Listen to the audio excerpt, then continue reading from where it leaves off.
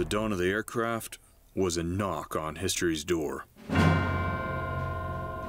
first men who designed it, flew it, developed it, changed the world. Although military commanders of the day didn't immediately recognize it, aircraft forever changed the battlefield. Through early experimentation in World War I, the mission of the military aircraft quickly transformed from one of reconnaissance to bomber to fighter. For the enemy, the importance of shooting down an aircraft was paramount. Over the past century, military aircraft and the brave pioneers that flew them into battle became the heroes of the sky, airmen who take the battle deep into the enemy territory and turn the course of war. More than 100 years of aviation history ride behind the wings of the greatest American fighter pilots in the United States Air Force.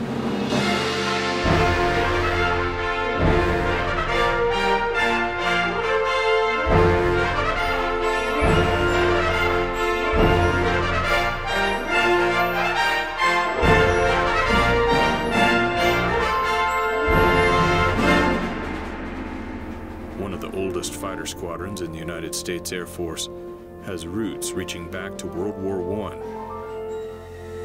Today, it sits on the most forward deployed border of South Korea, ready to defend against enemy attack. Their ranks are filled with some of the most advanced fighter pilots in the history of aviation. The members of the 36th Fighter Squadron are innovators, heroes as bold as the thunder of their engines. These fiends of the sky have defended freedom for 100 years.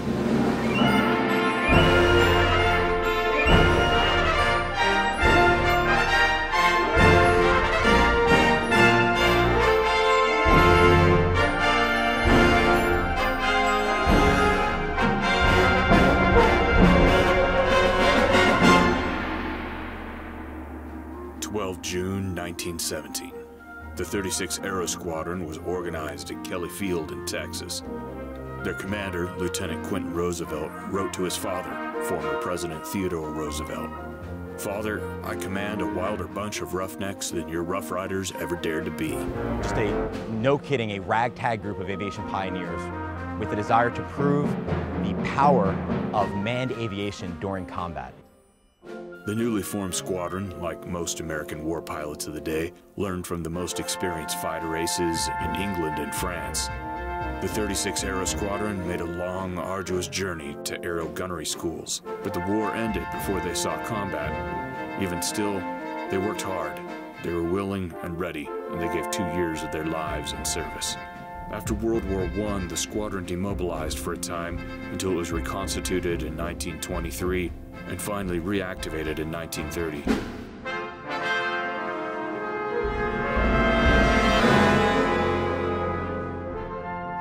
Their mission was to develop pursuit tactics, and for a time they were even called to deliver the mail. As the war in Europe began to intensify, an attack on Pearl Harbor signaled the entrance of the United States into World War II. The 36th Fighter Squadron ramped up training operations and soon made its way to New Guinea and eventually the Philippines. In April of 1942, our unit saw combat for the first time near Port Moresby, and a mere 2 months later, our squadron was flying out of what was known as 7 Mile Drome. Over 300 enemy aircraft stormed the airfield on 1 June 1942. Of those 300 enemy aircraft, our squadron entered over 97 separate individual air combat engagements. And of those 97 engagements, our unit scored 21 aerial victories.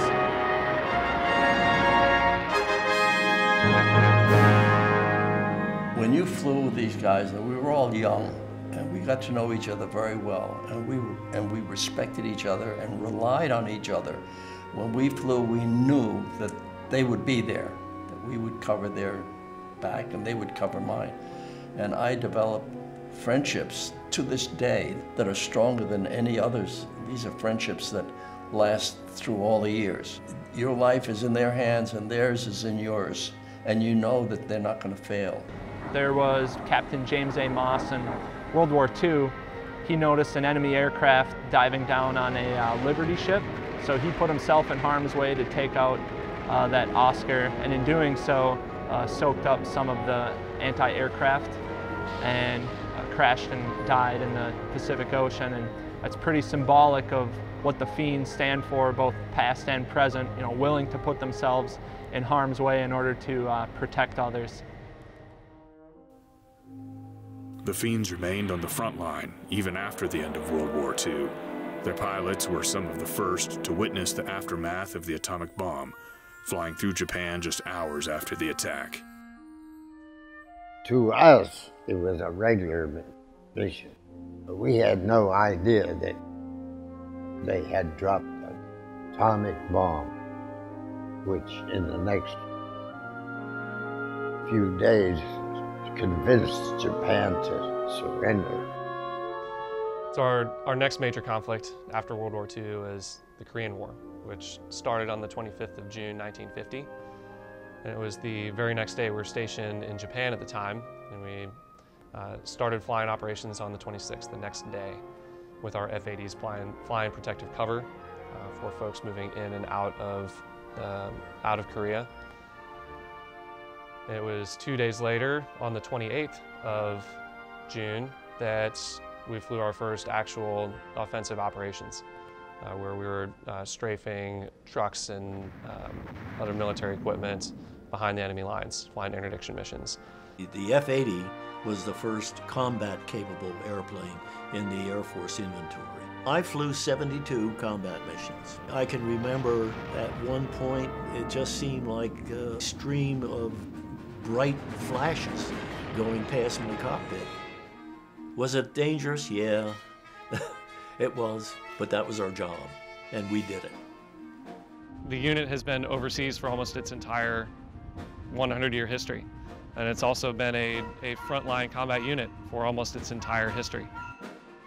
From the Great War to World War II, to the Korean War, to Vietnam, and then forward onward through the Korean Alert years, virtually every major conflict of the 20th century.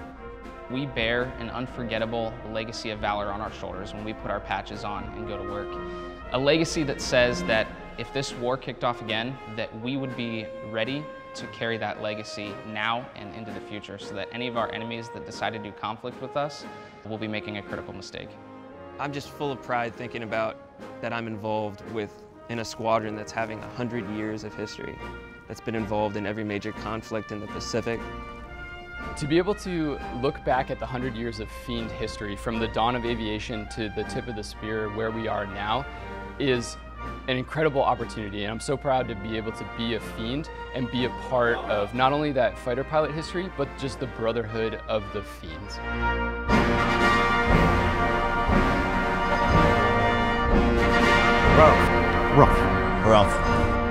Harrumph.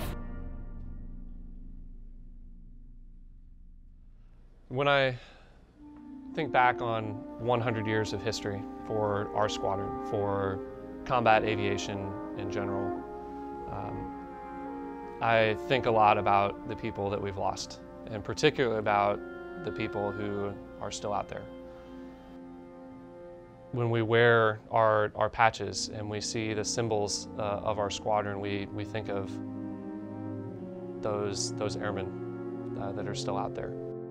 It's really humbling, actually, to see such a storied squadron and being able to carry that legacy forward. The Korean War starting in 1950, I mean, we've been here for 67 years, and we're continuing to deter and fight the mission we've been fighting, ready to fight tonight for the past 67 years. We choose to do this job for the protection of our nation and its interests. We intend to be the best in the world at what we do, and we stand ready to deter and to execute the best interests of the United States and its allies. And that's just what we do. We do it professionally, and we've done it professionally for 100 years now. And we're gonna keep up that legacy because we owe it to the guys that went before us. I'm very humbled.